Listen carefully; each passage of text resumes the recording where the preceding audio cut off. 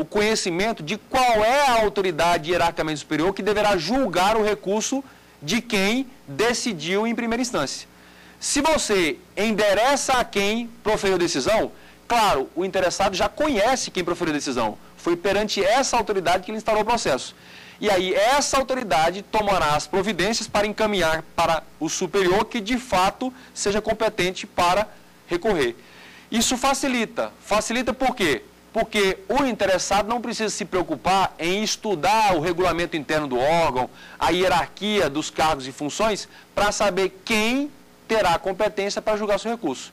Ele simplesmente endereça o recurso à mesma autoridade que proferiu a decisão recorrida e essa autoridade vai juntar os autos com o recurso e as contrarrazões e encaminhar ao órgão ou autoridade superior para decisão.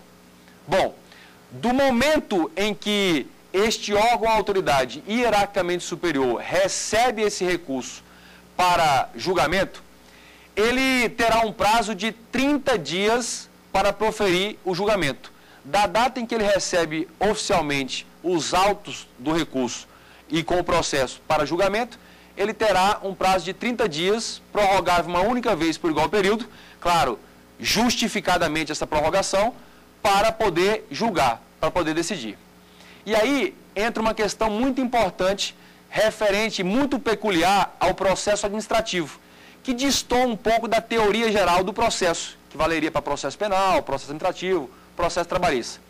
Qual é o questionamento?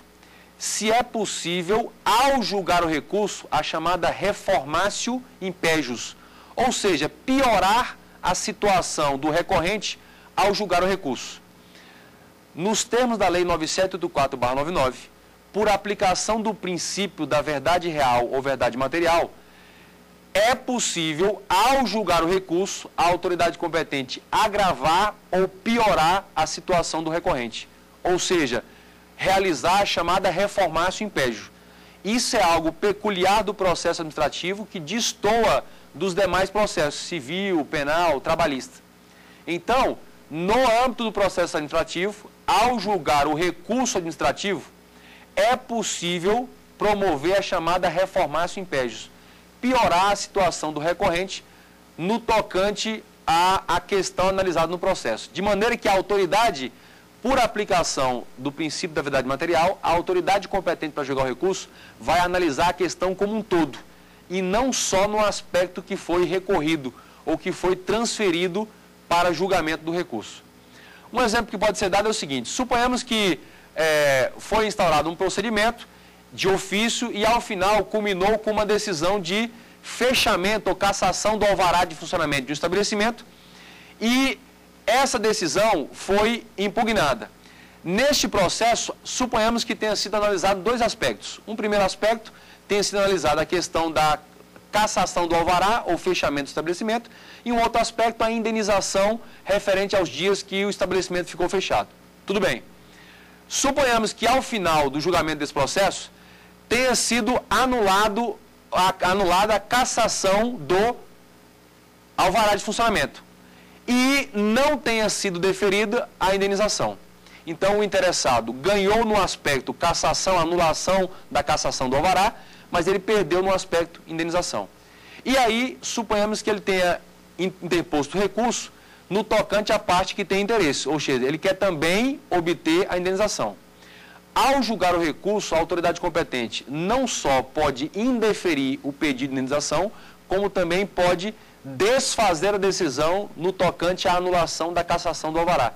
Ou seja, o recorrente não só não ganhou, como teve a sua situação piorada, prejudicada.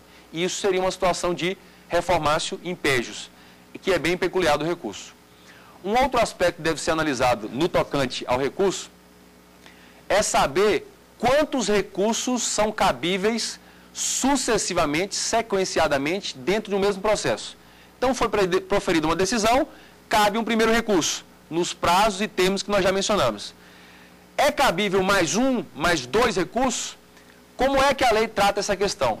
Bom, o artigo 57 da lei diz que o recurso administrativo tramitará por, no máximo, 3 instâncias administrativas. Quando o artigo nos diz que o recurso tramitará por, no máximo, 3 instâncias administrativas, é possível inferir a quantidade de recursos cabíveis dentro de um mesmo processo. De que maneira? O recurso será endereçado, encaminhado para a mesma autoridade que proferiu a decisão recorrida, que é a autoridade de primeira instância. Então, o recurso já tramita por uma primeira instância, que é a autoridade que recebe o recurso. Mas não é essa autoridade que vai julgar, ele vai encaminhar a uma autoridade superior. Quando o recurso chega na autoridade ou órgão hierarquicamente superior para ser julgado, nós já estamos na segunda instância administrativa, com um recurso apenas. Ele foi recebido na autoridade que proferiu a decisão, primeira instância, e é encaminhado para uma segunda instância administrativa de julgamento. Só que o artigo 57 nos diz que o recurso tramitará por, no máximo, 3 instâncias. Então, significa que contra a decisão que julga esse recurso, ainda cabe um outro recurso, no mesmo prazo de 10 dias, com os mesmos 5 dias para reconsideração e com os mesmos 5 dias úteis para contrarrazões. Então, caberia um segundo recurso contra a decisão que julgou o primeiro recurso. Esse segundo recurso faria com que a questão fosse transferida para uma terceira instância. E aí nós teríamos a tramitação do recurso por 3 instâncias no máximo, de maneira que são cabíveis 2 recursos no mesmo processo administrativo. Claro, isso considerando que o recurso tenha se iniciado perante uma autoridade que ainda permita 2 outros níveis superiores a ela para chegar a essa terceira instância. Então, nos termos do artigo 57 da Lei 9784/99, no mesmo processo administrativo são cabíveis 2 recursos administrativos sucessivamente, fazendo com que o recurso possa tramitar por, no máximo, 3 instâncias. Bom, um outro aspecto que deve ser analisado no tocante ao recurso é saber se os efeitos desse recurso ou se a interposição do recurso vai suspender ou não o processo. Se o recurso tem ou não efeito suspensivo. Como regra, o recurso não tem efeito suspensivo. Como regra, ao interpor o recurso, a decisão já proferida pode naturalmente deflagrar os seus efeitos. Entretanto, a própria lei nos permite o seguinte: se o interesse que está sendo discutido no processo estiver exposto de alguma forma a grave risco de dano irreparável ou de difícil reparação que não possa ser contornado, é possível a autoridade competente, fundamentadamente, conferir efeito suspensivo ao recurso, para evitar que o efeito da decisão recorrida se torne irreversível ou de difícil reparação. Em regra, então, é assim: a interposição do recurso não gera efeito suspensivo, exceto se, eventualmente, de forma comprovada, motivada, a decisão a ser aplicada puder gerar um efeito de difícil reparação, de dano de difícil reparação ou de possível prejuízo irreparável. Um outro aspecto que deve ser analisado ainda no tocante ao recurso é o que se diz respeito ao seu conhecimento. Bom, o recurso foi interposto perante a autoridade, a mesma autoridade que proferiu a decisão.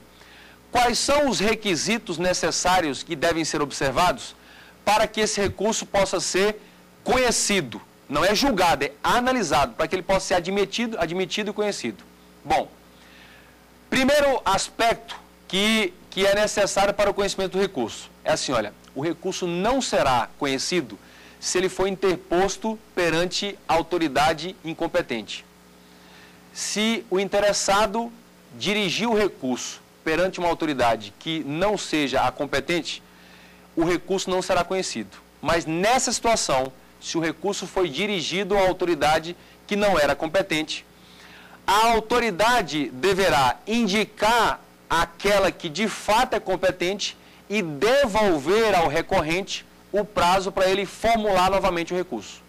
Então, a lei determina: não será conhecido o recurso interposto perante a autoridade incompetente. Mas se isso ocorrer, a autoridade que recebeu o recurso, mas era incompetente, ela deverá indicar qual é a autoridade competente para receber o recurso e deverá devolver ao interessado o prazo para que ele reformule o recurso. Então, essa é a primeira situação em que o recurso não será conhecido, interposto perante a autoridade incompetente. Segunda situação, recurso interposto fora do prazo. Se já houver transcorrido o prazo de 10 dias para interposição do recurso, o recurso interposto após o transcurso dos 10 dias, ele não será conhecido. Por quê? Porque ocorre a chamada preclusão administrativa. Este prazo, ou ultrapassar esse prazo, faz com que ocorra o exaurimento da instância recursal, da oportunidade recursal. Então, também não será conhecido o recurso interposto fora do prazo. A terceira situação de não conhecimento de um recurso é quando o recurso é interposto por quem não seja legitimado. E aí vale a pena a gente fazer uma pequena pausa para entender quem são os legitimados para interpor o recurso. A legitimação para interpor recurso está prevista no artigo 58 da Lei 9784/99. Quem são esses legitimados? Primeiro, a pessoa física ou pessoa jurídica que tenha iniciado o processo como titular do direito ou interesse. Então, neste caso, esse interessado para recorrer é o mesmo interessado que pode figurar no processo lá no início, conforme previsto lá no artigo 9º, que prevê o rol dos interessados. Então, um primeiro interessado seria pessoa física ou pessoa jurídica que tenha iniciado o processo como titular do direito ou interesse. Segundo interessado, aquele que mesmo não tendo iniciado o processo como titular do direito ou interesse, sofreu as consequências ou sofre as consequências da decisão proferida, que seria o terceiro interessado. Ele também